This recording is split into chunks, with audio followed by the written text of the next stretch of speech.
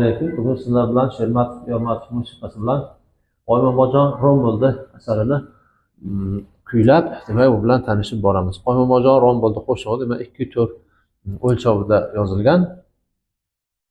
Fa major tonalligida. Demak shu qo'shig'imizda hozir chalib kuylashga harakat qilib ko'ramiz. Oymomajon rom bo'ldi, rom bo'ldi. Osmon gumbaston bo'ldi, tom bo'ldi. Oymomajon rom bo'ldi, rom bo'ldi. Osmon gumbaston bo'ldi, tom bo'ldi. Osmon gumbaz tomiga lochin bo'lib qo'namiz.